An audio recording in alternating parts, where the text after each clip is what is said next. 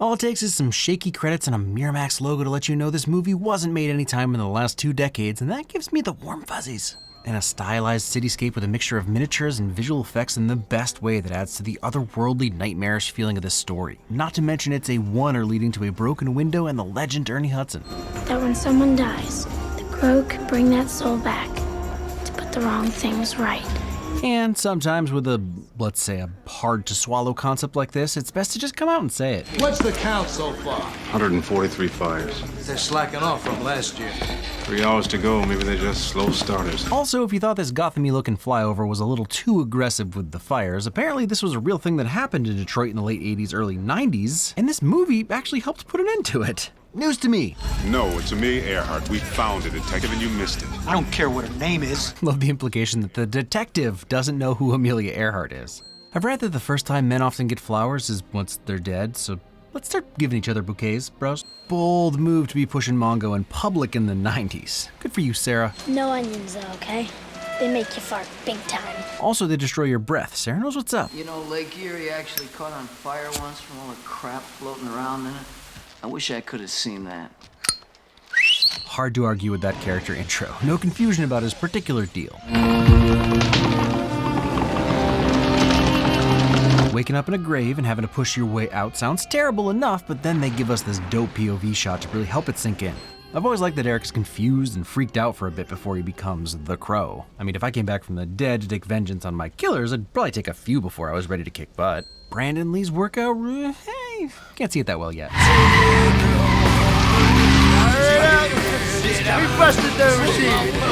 Stunt double pilots? I wanna hate these guys, but jamming out to Big Empty is making it hard. Granted, it's not like SDP were some indie band. It would be like blasting Not Like Us in a movie from this year. Big Empty first appeared on the Crow soundtrack? We're all learning stuff today. Sarah has clearly never eaten a hot dog before, but she's forgiven because that looks like a sub roll, and Albrecht is just blowing smoke into her food. I've said it before and I'll say it again, the 90s were a hell of a time. Brandon Lee's workout routes, yeah, hey, still too dark to make a judgment. I'll probably say it a few times because this movie is full of killer, moody shots, but the door slamming open, the crow flying in toward the camera, the rain and minimal lighting, killer moody shot. This whole sequence is absolutely brutal and I've always hated it, which is the point. Hey, it's the Hannibal King swing, but actually even cooler. And some excellent show don't tell that he's almost invincible. Great way to nail home that these guys are nuts and pretty stupid. They're not even loaded, man. This one is. Would you want to bet me this one isn't? Like just completely bonkers, all of them.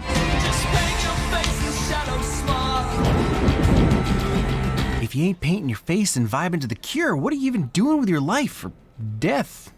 Wait, they wrote Burn for this movie too? Love the shots through the broken glass, and it's killer that we don't fully see him yet. I mean, we're 16 minutes in and haven't really seen the main character's face yet.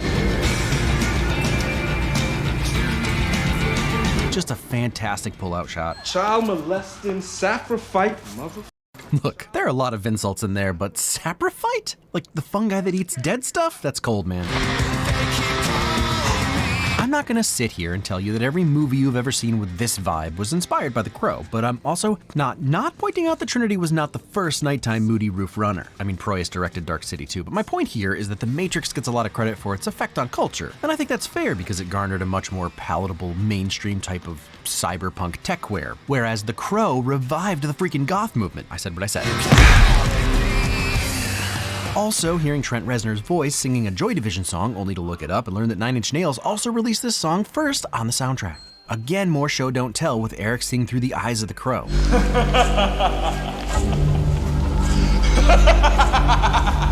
Yeah, I'd be pretty terrified. And I love that the first real look at his fully lit face is not the most heroic moment. Yeah, man. Okay, Halloween, yeah. Some dude, some bitch, whatever, man. The disrespect in that slap. Let me tell you about this. It's fun, it's easy. You gonna learn all about it. Lawrence Mason is so likable as Nikon and Hackers and so despicable as Tintin and the Crow. We never miss. Look, is Eric cheating by using crow vision? No, not at all. He's undead. Screw you for even asking. But adding insult to injury by not just making Tintin miss, but miss 3 times. Mwah. I know medicine because of this movie, and that makes them famous to me. I assume you're on the same page. Dad gave me this 5th birthday. He said, childhood's over the moment you know you're gonna die. That's funny because Jude actually said that to me on his 5th birthday and then muttered something under his breath about Turritopsis dornii. Kids, am I right? But also, has a voice ever disturbed you as much as Michael Wincott's? They never learned. He picked the right letters to look through for maximum terror.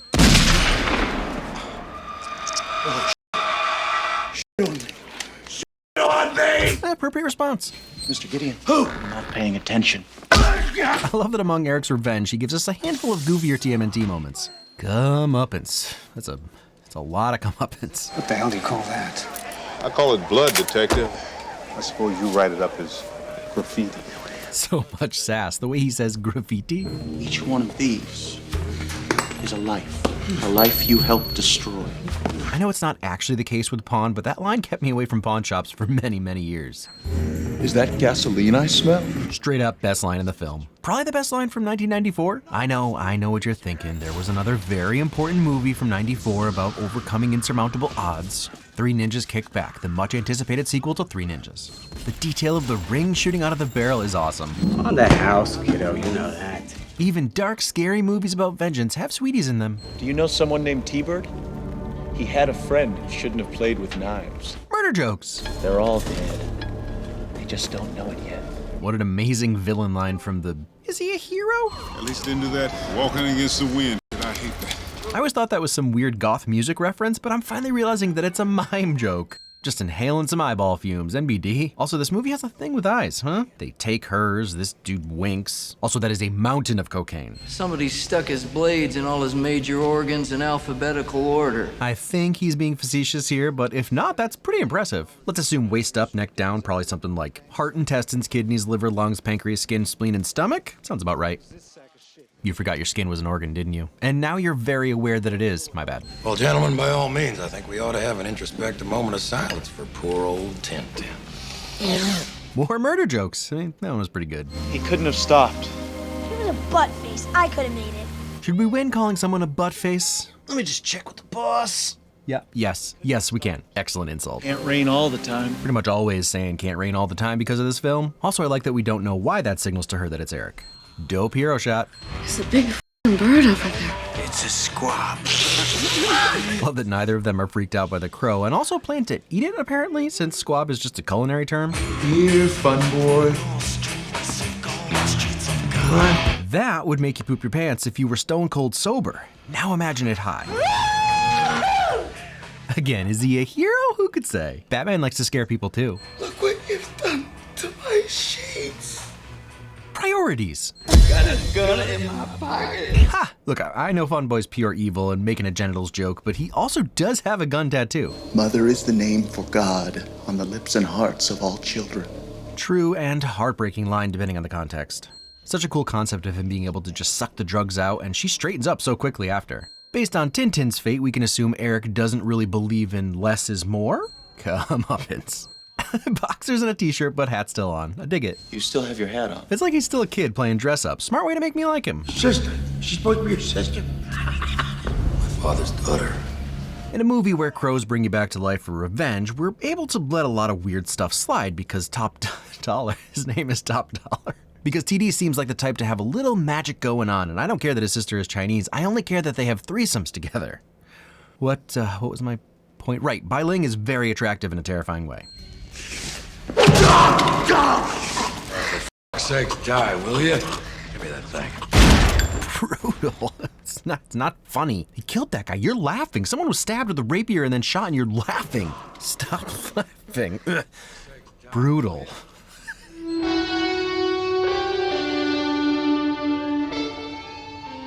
Men only want one thing, and it's to play electric guitar shirtless on top of a building at night, and it's disgusting.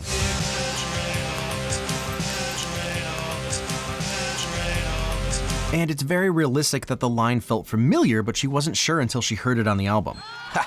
half comeuppance. Stupid ass hair! You hit my car! Getting out of the car after obliterating someone and calling them ass hair is top tier hilarious and insane, and an amazing insult I think we should all be using more.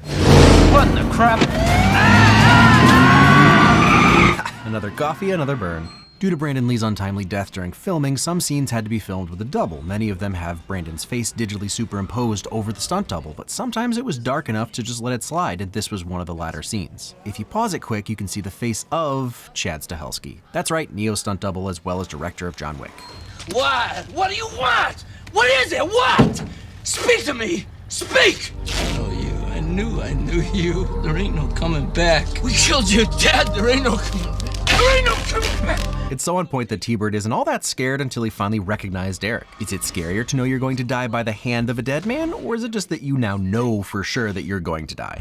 The best the devil stood. I felt how awful goodness is. I love this callback, and I gotta say David Patrick Kelly is killing it in this scene. If you're trying to place why you know him, he's the Warriors come out to play guy. And if you don't know that reference, you might remember Barry saying it in Archer. The wave. By far the coolest death in this film. Yep, bats are cool, but the crow did it first. And cool guys don't look at explosions. I love that the grave is just wide open. It's not something like he appeared from a spirit realm thing. He literally crawled out of his grave and now it's all messed up. Way scarier. Oh, forget it. I never was too good at this mommy shit. Over easy. I like 'em over easy. Mom.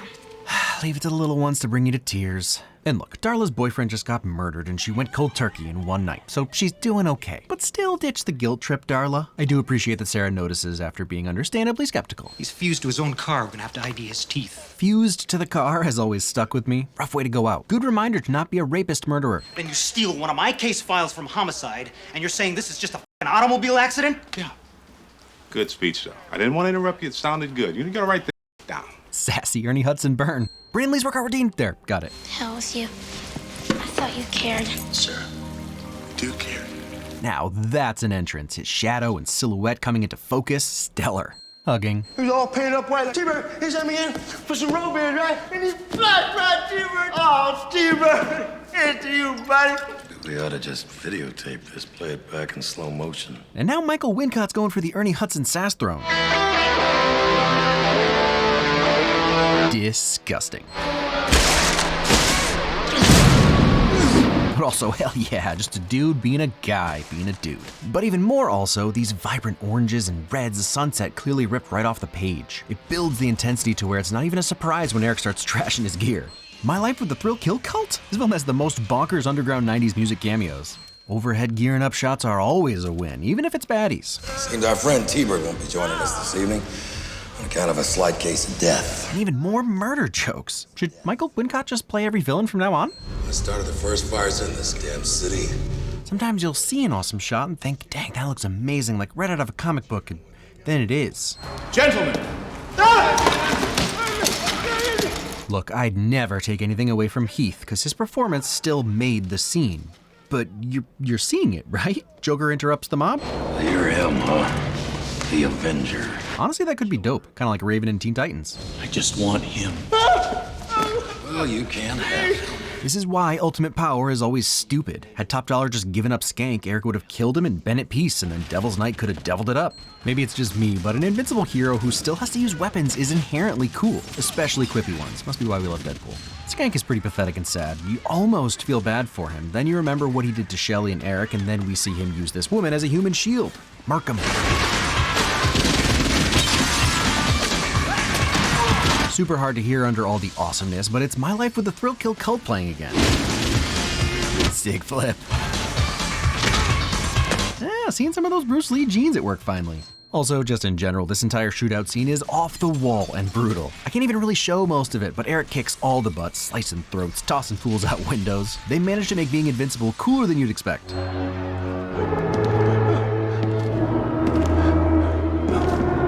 And I know I've been singing the needle drops praises all video, but you also can't sleep on Graham Revell's score. It's eerie and immediately brings you back to the 90s while somehow also feeling timeless. Brandon Lee in this scene and David Patrick Kelly in this scene both definitely set a tone, but the score solidifies it. This is the really real world. There ain't no coming back. We killed your dad. There ain't no coming back. Guess it's not a good day to be a bad guy, huh, Skank? And iconic line after iconic line. That's Skank right there. Skank's dead. That's right. That was some quick thinking from Skank, I'll give it to him. But yeah, Eric's been saying that all movie. Comeuppance. Also, another criminal, another bang. Eric's quick little dance away from the cops is never not funny. He's having a frolicking good time.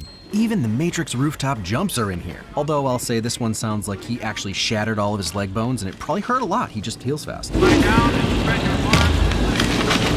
many cops think they're giving away donuts. Ha, got him. Hey, wait a minute, aren't you? So kill the crow and destroy the man. Checks out the Candyman is immediately on board with all the supernatural stuff. What a perfect little respite for our death tycoon. It's Halloween, so his tattered outfit, makeup, and even the blood are all acceptable, and it's like he forgets who he is for a split second. It's not the same as any of his smiles or laughs from earlier when he was either reveling in his new power or trying to instill maximum terror in his enemies. It's genuine and peaceful and hints at a totally different Eric from before that night. I gave this to Shelley once.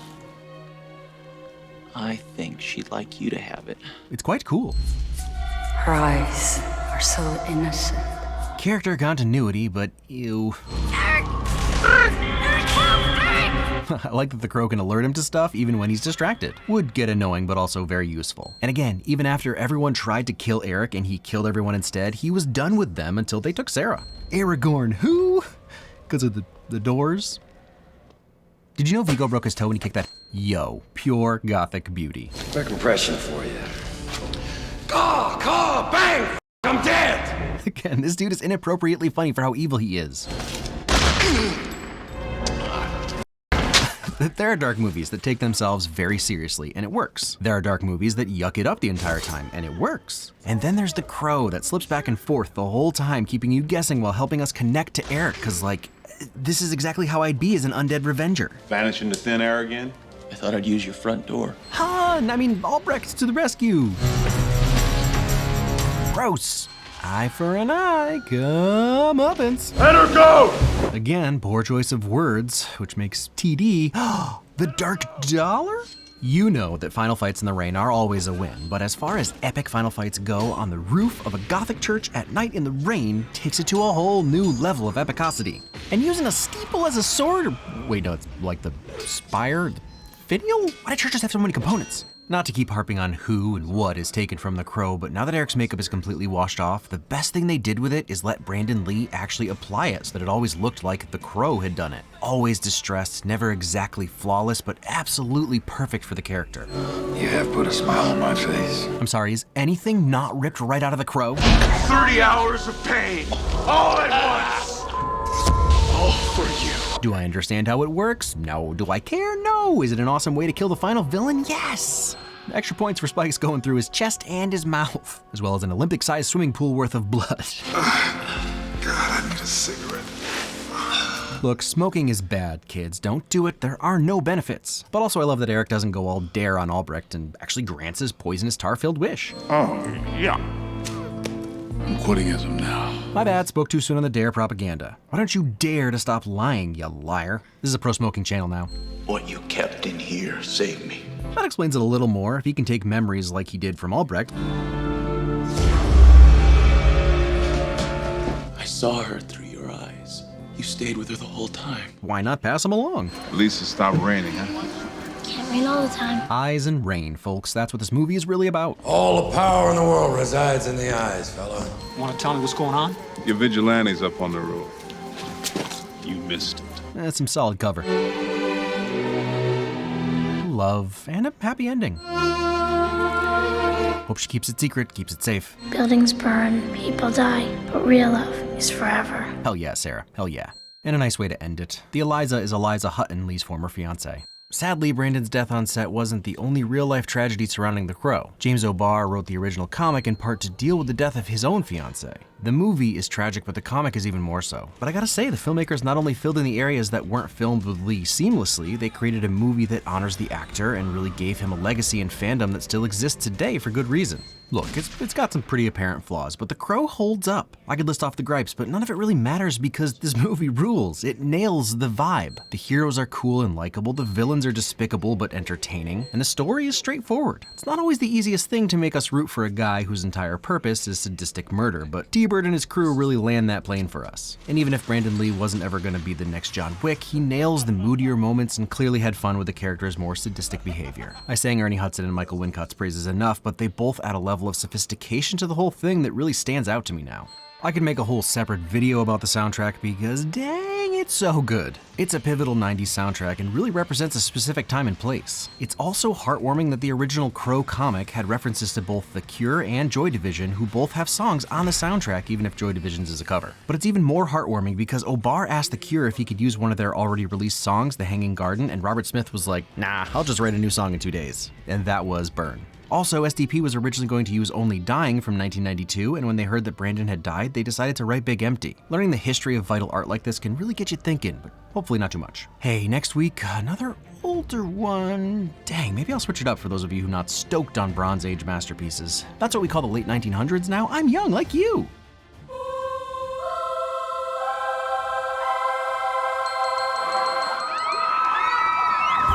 Is that gasoline I smell? No, man. No! Is that gasoline I smell? Is that gasoline I smell? Gasoline I smell? Is that gasoline I smell?